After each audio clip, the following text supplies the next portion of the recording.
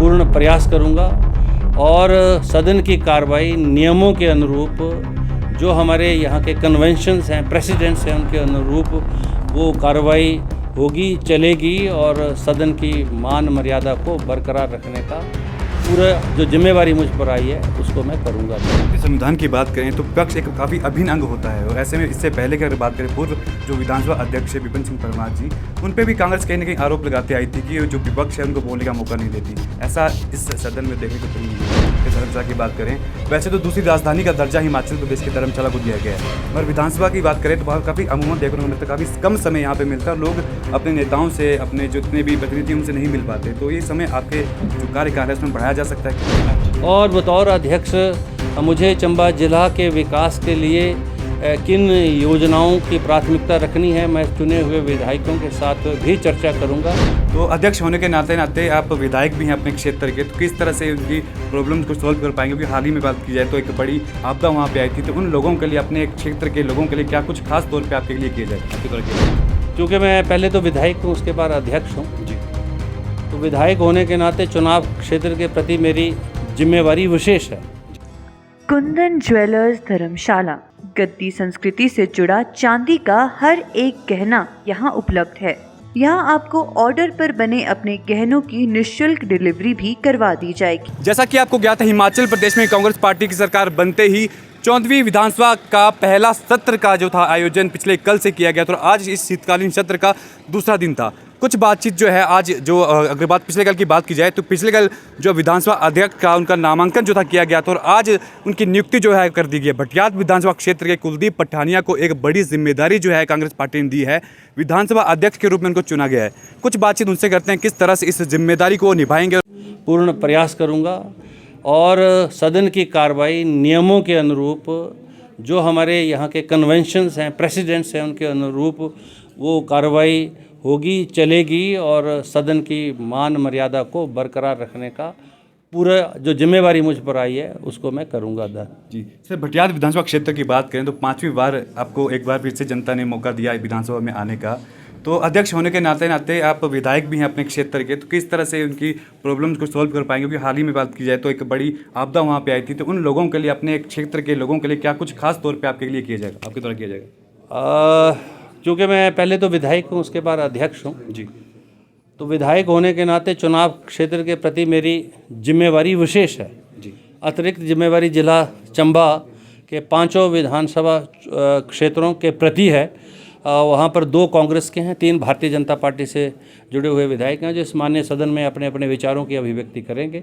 और बतौर अध्यक्ष मुझे चंबा जिला के विकास के लिए किन योजनाओं की प्राथमिकता रखनी है, मैं चुने हुए विधायकों के साथ भी चर्चा करूंगा और जो पार्टी के हमारे अन्य नेता हैं उनसे भी चर्चा करूंगा और माननीय मुख्यमंत्री जी के समक्ष वो सारी बातें रखी जाएंगी और जो मंत्रिपरिषद के सदस्य जो बनेंगे उनके समक्ष जो है वो बात रखेंगे, क्योंकि ये मेरा अधिकार क्षेत्र है कि जो है मैं सारी बात जो है मंत्रालयों के माध्यम से, सचिवों के माध्यम से जो लोगों की आवश्यकताएं, ज़रूरतें हैं, जो चुनाव क्षेत्र की दृष्टि से उपयुक्त है, उसको करने और करवाने में मैं अपने चुनाव क्षेत्र की जनता का पूरा सहयोग करूँगा। जो विषय आपने कहा, क्योंकि अभी हाल जो पिछली बरसात हुई उसमें हमारे 1 दर्जन के करीब गाँवों को भारी नुकसान हुआ और बेचारे बहुत सारे लोग बेघर हुए।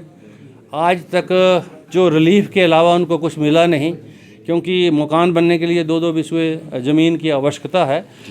जो मैंने अभी एक समीक्षा मीटिंग सब डिवीज़न लेवल पर की है, जिससे मुझे जानकारी मिली है कि वो ज़मीन जो है प्रशासन ने चिन्हित की है उन परिवारों के लिए जिनका जो है नुकसान हुआ है, और उसमें जो क्या क्या कठिनाई है, किस तरह की कठिनाई है और क्यों वो ज़मीन आवंटन नहीं हुई उन परिवारों को, ये बात मैं जो है देखूंगा। अभी महीने 1.5 महीने के अंदर जो ज़मीन है वो उनको आवंटित होगी और उनका जो भी इमदाद करने की आवश्यकता होगी मेरे स्तर पर वो की जाएगी। प्रशासन के स्तर पर जो जिलाधीश महोदय हैं उनके माध्यम से होगी, सरकार की जो है हमारे मुख्यमंत्री हैं उनके माध्यम से हम करवाएंगे और लोगों की जो समस्या है उसका निवारण करेंगे। सर, भारतीय संविधान की बात करें तो विपक्ष एक काफ़ी अभिन्न अंग होता है और ऐसे में इससे पहले की अगर बात करें, पूर्व जो विधानसभा अध्यक्ष है विपिन सिंह परमार जी, उन पे भी कांग्रेस कहीं ना कहीं आरोप लगाते आई थी कि जो विपक्ष है उनको बोलने का मौका नहीं देती। ऐसा इस सदन में देखने को तो नहीं मिलेगा। कभी नहीं, लेकिन सब नियमों के अनुरूप होगा।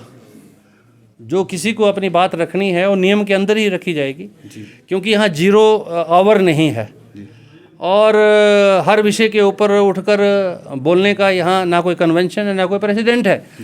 और अभी तक जो यहाँ जो विषय लाता है विधायक, वही अपने विचारों की अभिव्यक्ति करता है, विषय को रखता है, उसके ऊपर अनुपूरक जो बातें होनी हैं और नियमों के अनुरूप हैं वो होती हैं। अंदर कोई विषय हो ना हो और ऐसे उठ के अपनी बात रखनी हो तो मैं देखूंगा कि वो बात जो है कहाँ तक सार्थक है, सुनेंगे उसको, और अगर नियमों के अनुरूप नहीं होगी तो अपनी व्यवस्था दूंगा मैं उसके लिए, तो इसी नियमों के अनुरूप ही कार्रवाई चलेगी। सर, एक अहम सवाल रहेगा, अगर बात की जाए विधानसभा की, तो जिस प्रकार से काफ़ी कम समय जो है मिलता है, क्योंकि अगर काफ़ी लोग जो है यहाँ पे आते हैं, धर्मशाला की बात करें, वैसे तो दूसरी राजधानी का दर्जा हिमाचल प्रदेश के धर्मशाला को दिया गया है, मगर विधानसभा की बात करें तो वहाँ काफ़ी अमूमन देखने को मिलता है, काफ़ी कम समय यहाँ पे मिलता है और लोग अपने नेताओं से, अपने जितने भी प्रतिनिधि उनसे नहीं मिल पाते। तो ये समय आपके जो कार्यकाल है उसमें बढ़ाया जा सकता है क्या? ऐसा है, ये सदन में सत्ता पक्ष और विपक्ष दोनों मिलकर जो है वो जो है विधानसभा की सदन की कार्रवाई जो है लाते हैं। ज़्यादातर जिम्मेवारी जो है सत्ता पक्ष की होती है,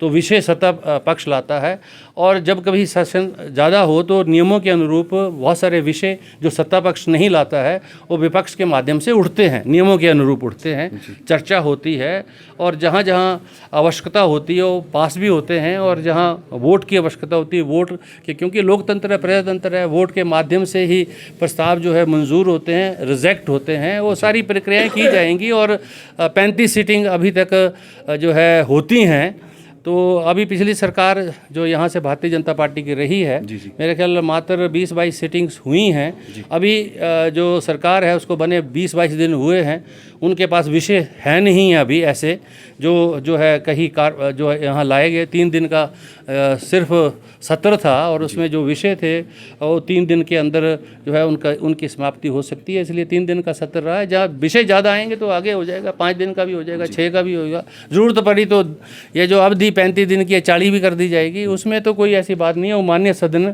की ही सहमति से होती है और सभी को, सदस्यों को, पक्ष और विपक्ष को जो है उसमें जो है सहयोग करना पड़ता है और उनको विश्वास लेकर ही ये सारी बातें होगी। धन्यवाद जी, थैंक यू। तो ये कांग्रेस पार्टी के वरिष्ठ नेता हैं, लंबे समय से अपनी पार्टी के साथ जुड़े थे और बड़ी जिम्मेदारी जो है इनको कांग्रेस पार्टी द्वारा दी गई है। विधानसभा अध्यक्ष के रूप में आज इनकी नियुक्ति हुई है। और फिलहाल इस स्ट्रीम में इतना ही। बने रहिएगा हिम एक्सप्रेस टीवी और पहाड़ी हलचल के साथ। फिलहाल यानी मुझे अभिषेक ठानी को दीजिए इजाजत। धन्यवाद। जय हिंद, जय भारत। अगर आप भी अपने सपनों में उड़ान भरना चाहते हैं तो आज ही ज्वाइन करें एवीएस एकेडमी धर्मशाला। अगर आप भी अपना सरकारी सेवा में जाने का सपना पूरा करना चाहते हैं और साथ ही अपने भविष्य को सुनहरा बनाना चाहते हैं तो आज ही एवीएस एकेडमी कचहरी अड्डा धर्मशाला ऑपोजिट जिलाधीश कार्यालय धर्मशाला से संपर्क करें।